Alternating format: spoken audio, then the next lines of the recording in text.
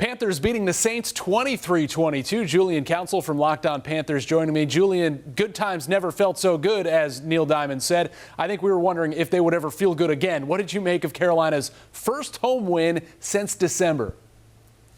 322 long days, Nick, since we last saw smiles and celebrations inside of Bank of America Stadium following a Panthers win. I thought it was great to see for this team. As we know, they've been through a lot with the injuries, the quarterback change, and constant questions about whether it's going to be Andy Dalton or Bryce Young moving forward, fans wearing bags over their heads. It's been a rough couple of years, and it's been a rough first season for Dave Canales, but to go out there and to turn things around and beat a team that mollywopped them week one, that is certainly a refreshing thing to see after all that's gone on so far this season. So good for them, and it's a nice step in the right direction as they face off next Sunday in Munich against another team of the Giants they can beat. So maybe they can start to piece together some wins and possibly have a turnaround in the second half of the season. Julian Canales not committing to Bryce Young starting next week in Germany immediately after this game. I will row a boat to Europe if he doesn't come out and tell us tomorrow that Bryce Young is starting against the Giants. There's no way he's going back to Dalton, right? I don't see why it would make any sense at all. I understand the first 2 weeks of Andy Dalton starting instead of Bryce Young. The offense looked really good against the Raiders in that win and looked pretty good against the Bengals. But since then, it's not like they've been clicking on all cylinders. Andy Dalton had a terrible game against Washington. He was not very good against Chicago either. And in that game against Atlanta, threw a costly interception when they were only down 28-20 on a drive where they could have tied the game. So it's not like he's elevated the offense to a point where you cannot go back to Bryce Young, especially the way Bryce played this week after getting those coaching tips, being able to beat the ones for the last 2 weeks as a starter since Andy Dalton went out with that thumb injury sustained in that car accident over a week ago. So they need to stick with Bryce. Andy is not the future here in Carolina. Bryce Young may not be the future, but you have 8 more games, 8 more data points to find out whether he's worth being the guy for you in 2025 and trying to build this new offense with young guys like Xavier Legette and Jalen Coker or JT Sanders, who all went out there and made plays on Sunday, and that's not including Jonathan Brooks, who, according to David Newton of ESPN.com, is expected to make his debut next weekend in Munich. So no, it should not be Andy Dalton. It should be Bryce Young moving forward, trying to grow and cultivate this culture in Carolina and have him be your leader moving forward if he shows to be the right guy after 8 games. In a vacuum, Young was not great, but as we've watched him over his 20 NFL games or so, it was certainly better. What about today against the Saints, a bad team? Do you think Bryce Young shows signs of progress for Bryce Young?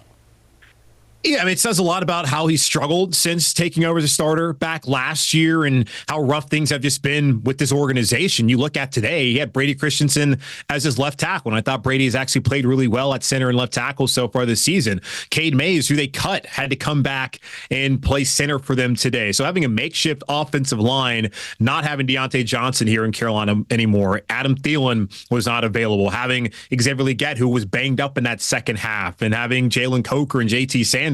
The situation around Bryce Young has never been ideal for a quarterback to have success. But today we saw him show toughness, that run towards the goal line where he put his shoulder down. This is one of the smallest players in the NFL, and he has never shied away from taking those hits, and he's been able to get back up from them. You saw him throw the ball with anticipation. That throw where he was getting pressure, saw it, threw it to JT Sanders, who went up there, high-pointed the ball, and got a first down. We saw him cut it loose on that 3rd and 10 when the game was on the line to Xavier Legette right over the middle. Had no problem throwing that ball 26 yards, and that set up the next play where they threw it down the field and were right there in range to get that touchdown. But Chuba Hubbard made smart decisions yet again, throwing the ball away when he needed to, not taking bad sacks. And you also saw him drop some dimes, man.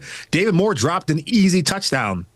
Legette also caught a ball that then was stripped away from him. That was a great throw. So we saw some of these things from Bryce Young that really has me encouraged moving forward based off of the development we saw over the last week. And just thinking about what this team, at least offensively with him, could look like over the next 8 games if they do decide to keep him as their starting quarterback. Tuesday's a big day in America. The NFL trade deadline hits. It does feel like Bryce Young is safe. Who have we just seen, though, for the last time in a Panthers uniform? Quite possibly Miles Sanders, going back to that David Newton report. If Jonathan Brooks is coming back, there's no reason to keep Miles Sanders around in this offense. You want to get those snaps to someone who's actually going to be a part of your future. And whether Sanders sticks around past the deadline or not, the Panthers are likely to move on from him after this season as there's an out in his contract. Saw some reporting that Jadeveon Clowney may be out there on the trade market from Diana Rossini of The Athletic, but then Ian Rappaport of NFL Network saying that does not seem like that's going to happen. Would really feel like Adam Thielen as well would be a name that possibly could be traded, as he's missed the last 6 games with a hamstring injury. The Panthers probably preserving him the last 2 weekends just to have him potentially be an asset they can trade away here by the deadline. So I would think that Sanders, Clowney, Thielen, those would be the 3 to look at, with likely Sanders and Thielen being atop of that list as potential players Panthers could trade before the deadline at 4 p.m. Eastern time here on Tuesday. Julian Council from Locked On Panthers. The next time we speak with you, sir, you will be in Munich. Auf Wiedersehen. Yes.